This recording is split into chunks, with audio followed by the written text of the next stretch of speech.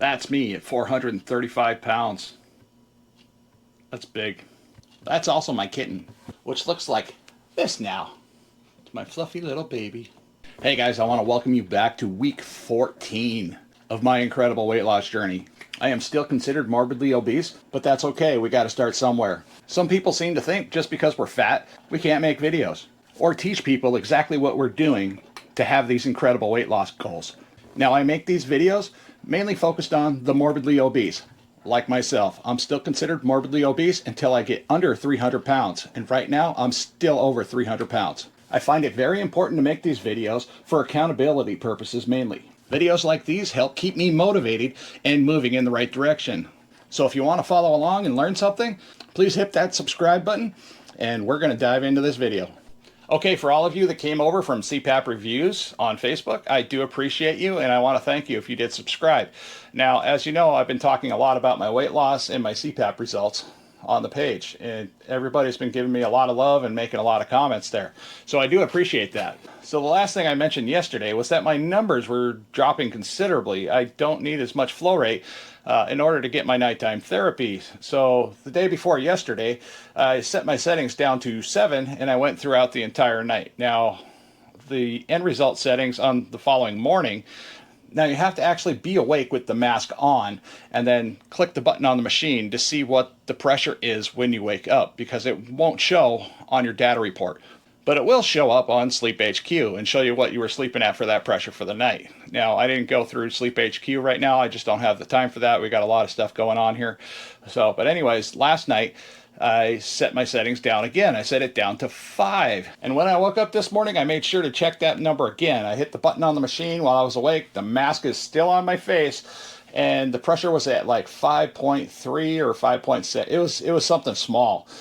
So that means I didn't have a whole lot of AHI events and not a whole lot of sleep apneas going on right now. My neck has thinned down considerably, and a lot of my apneas were as a result of this huge double chin that I used to have right here. So when I was sleeping, I was literally just choking myself to death at night. It was so bad that my cats would come and wake me up.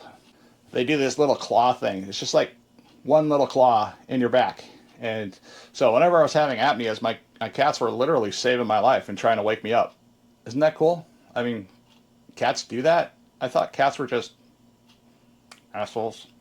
But anyways, my cats do care, and I appreciate my cats. So a little bit about what I do every morning is I get my black coffee. Now, I use sandwich containers, little Tupperware sandwich containers to help control my portions. This week I decided to bring for lunch grilled chicken, and I would just cook them on the grill and slice them up real thin. They're easy to eat on the go, especially driving a big truck. You just reach over, pop them in your mouth. They're not Cheez-Its, they're not potato chips. They're protein and they're good for you. Now, I got several slices of those in the Tupperware, along with 2 hard-boiled eggs. Now, the hard-boiled eggs, they're about, let's see, 80 calories a piece, and the chicken itself, not so bad. So we're looking at about 500 calories. Now, I ate that for approximately 2 days, and the third day, I decided to take a reindeer sausage. I cooked it on the grill. I sliced it up into small bite-sized pieces, pretty easy to eat. They're pretty fatty, so they're kind of greasy and make a little bit of a mess, but 1 reindeer sausage, 360 calories, and 2 eggs, again, 80 calories a piece, so I'm right around 520 to 560 calories on average. And then Thursday came, and I felt a bit spendy this week, so I went out and bought 3 porterhouse steaks, and I fried them up on the grill, medium rare, well seasoned, used Himalayan pink salt and Monterey, let's see, what is that, Monterey something, I'll get it, and I use McCormick's Grill Mate Montreal steak seasoning, and that's what I use for the seasoning. So for the next day at lunchtime, I cut up some of that leftover steak and a couple little grilled chicken pieces, and that was my lunch. So that's also under 500 calories for lunch. That's easy. That's plenty of food, and I felt extremely full. Actually, I felt so full that on Friday I ate that for lunch, and I believe I was done eating lunch right around 10 o'clock, and I fasted until my weigh-in. And I'm still fasting right now, so I'm not sure when I'm going to eat today because I ate all that meat and I'm not really hungry. So like I said before, I'm kind of a glutton, so that entire steak in the middle, yeah, that was mine. I ate that entire steak, and I might have ate a couple bites of somebody else's steak. It was good, and I don't regret it whatsoever, and I believe I'm still doing pretty good. One thing I've been saying the entire time during this weight loss journey is don't weigh yourself every day. Now, I weighed myself 3 times in the last 24 hours, I believe. It's about 24 hours, I think. I don't know. Can't be exact. But let's see. The time now is just a little bit after, let's see here, a little bit after 5:30, and I'm drinking my morning coffee. Now, I start off every day the same. I drink coffee black. I take my vitamins, nutrients, electrolytes, such and such like that. And then every Saturday, I get up and I go straight to the scale. I get on the scale, I record what I did, and I'll show you that on the screen here shortly, because something big has happened this week. All right, let's take a look at last week's weigh-in. Let's see, my starting weight, just for reference, was 435 when I started this weight loss journey. That was just 14 weeks ago, so we're doing pretty good so far. So we had a starting weight of 435. Now, last week's weight was 345.1. Now, that's a total weight loss of 89.9 pounds for last week. So we're going to get on the scale this week and see what we got. All right, so like I said, every morning I get up, I do the same routine. I'm just jumping on the scale. And let's see. Ooh, we're looking pretty good this week. 336. Could be 0.4. We're going to call that 336.6 this week. Now, overall, that's a weight loss of 98.4 pounds. That's a weight loss of 98.4 pounds. In 14 weeks, I was really shooting hard this week for 100 pounds of weight loss. So I think we're going to have to hit that one next week. And let's see, from last week, let's see, we got 345.1 minus 336.6.